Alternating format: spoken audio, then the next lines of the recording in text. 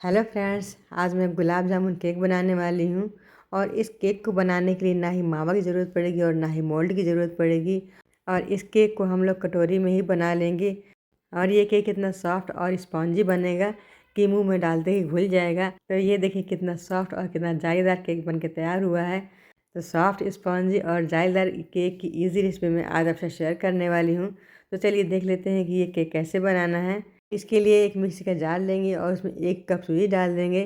तो सूजी बारीक या मोटा कोई भी आपके पास हो आप उसे यूज़ कर सकते हैं। और साथ में 2 चम्मच चीनी डाल दी है और 1 इलायची खोल के डाला है और साथ में छिलका भी डाल दिया है। आप खोया वाला टेस्ट लाने के लिए हम यहाँ पर मिल्क पाउडर का यूज़ करेंगे। तो जो 10 रुपये वाला पैकेट आता है मिल्क पाउडर का, तो मैंने वही यूज़ किया है। 10 रुपये वाला एक पैकेट इसके लिए सफिशिएंट होगा। तो अब इन सभी चीज़ों को अच्छे से ग्राइंड कर लेना है।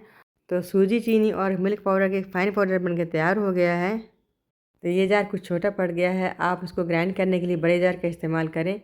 अब मैंने यहाँ पर एक बाउल लिया है, उसमें 2 चम्मच दही डाला है। इस रेसिपी के लिए जो भी दही आप यूज़ करें तो वो खट्टा ना हो, नॉर्मल दही का ही यूज़ करना है। तो मैंने सिर्फ 2 चम्मच दही ली है, आप 3 से 4 चम्मच दही भी ले सकते हैं। अब साथ में 2 चम्मच देसी घी डाल दिया है।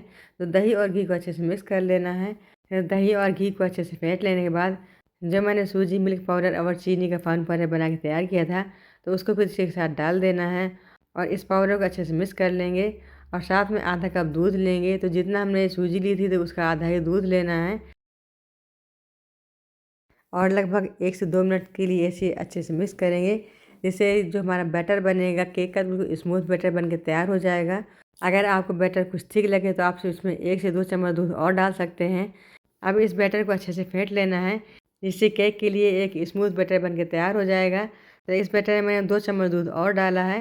तो दूध डालने के बाद इसे अच्छे से मिक्स कर लिया है। तो आप बैटर की थिकनेस देख सकते हैं। अब इस बैटर को 10 मिनट के लिए रेस्ट पर रखेंगे, जिससे सूजी अच्छे से फूल जाएगी और मॉइस्चर भी एब्जॉर्ब कर लेगी। और दूसरी तरफ मैंने एक कढ़ाई ली है, तो कढ़ाई में हमें चाशनी बना लेनी है। तो मैंने इसमें 1 कटोरी चीनी डाली है और आधा कटोरी पानी डाला है। तो चाशनी 1 तार या फिर 2 तार की नहीं बनानी है। चाशनी हल्की सी चिपचिप होने लगे, बस इसको इतना ही कुक करना है। अब साथ में मैंने 10 से 15 धागे केसर के लिए हैं, तो वो भी डाल दिए हैं। आप यहाँ पर फूड कलर का भी इस्तेमाल कर सकते हैं या फिर आप इलायची पाउडर के भी इस्तेमाल कर सकते हैं। आप देख सकते हैं कि चाशनी हल्की चिपचिप होने लगी है, 1 तार या फिर 2 तार की नहीं बनी है। अब मैंने गैस का फ्लेम ऑफ कर दिया है। कुछ मैंने ड्राई फ्रूट्स लिए, इनका पाउडर बना लिया है। तो काजू बादाम मैंने आपको दिखाया था, बादाम मैंने इसमें बाद में डाल दिए हैं। तो केक बनाने के लिए मैं किसी मोल्ड का यूज़ नहीं कर रही हूँ। केक बनाने के लिए मैंने एक साइज़ की 4 कटोरी ली है। सभी कटोरियों में घी स्प्रेड करेंगे। और पिस्ते को मैंने बारीक काट के रखा था, तो कटोरी के नीचे नीचे पिस्ता डाल दिए हैं। आप काजू बादाम का भी यूज़ कर सकते हैं।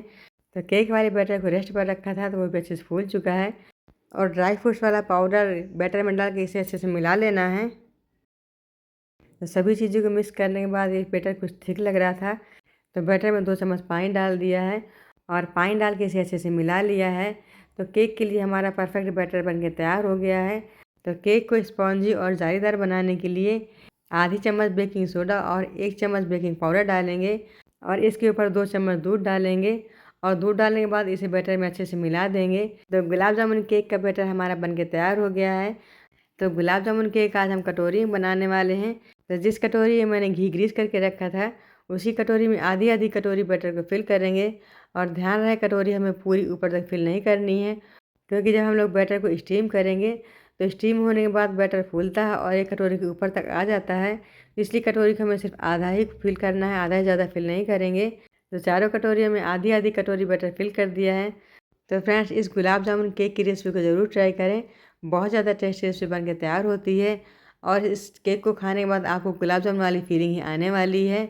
तो चारों कटोरियाँ हमारी फिल हो चुकी हैं और कढ़ाई मैंने पहले ही पानी गर्म होने के लिए रख दिया था। पानी भी अच्छे से गर्म हो गया है और कढ़ाई मैंने एक स्टैंड रखा है, उसके ऊपर एक प्लेट रख दी है और प्लेट के ऊपर ही कटोरियाँ रख देनी है। तो इस प्लेट में सिर्फ 3 कटोरियाँ ही बन पाई हैं, बाकी की जो कटोरियाँ हैं तो उसे हम ओवन में बेक कर लेंगे। तो एक कटोरी नहीं बन पाई तो मैंने उसे हटा दिया है। अब क्या करना है, कटोरियों को हमें लीड से कवर कर देना है और लगभग 15 से 20 मिनट के लिए इसे छोड़ देंगे। और इसी बीच 2 कटोरियाँ बची हुई थी, तो मैंने उसे ओवन में बेक कर लिया है।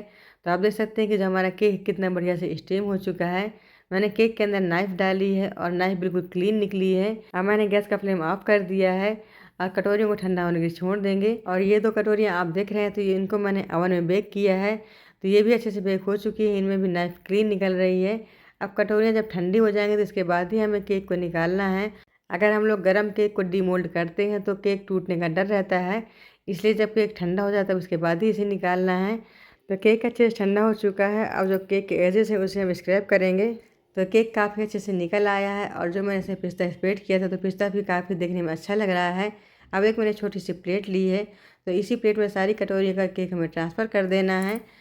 वैसे आप इस केक को बिना शुगर सिरप के भी यूज़ कर सकते हैं, क्योंकि केक का बैटर बनाते समय मैंने पहले इसमें चीनी डाल दी थी, इसलिए पर्याप्त मीठा हो चुका है। तो आप देख सकते हैं कितना सॉफ्ट और कितना स्पॉन्जी से हमारा केक बन के तैयार हुआ है। और जो पहले मैंने शुगर सिरप बनाया था तो शुगर सिरप थोड़ा ठंडा हो गया था, तो मैंने उसे दोबारा से हल्का गर्म कर लिया है। अब शुगर सिरप को इस केक के ऊपर से हमें स्प्रेड करना है। शुगर सिरप में जो मैंने केसर के धागे डाले थे तो उसकी वजह से चाशनी का हल्का कलर चेंज हो गया है। तो पूरी चाशनी इसी प्लेट में हमें फिल कर देनी है। तो आप देख सकते हैं कि जब मैं चाशनी डाल रही हूँ तो जो हमारा केक है तो चाशनी को अच्छे से एब्जॉर्ब कर रहा है। तो चाशनी की जगह आप रबड़ी का भी यूज़ कर सकते हैं, उससे भी केक बहुत बढ़िया लगता है।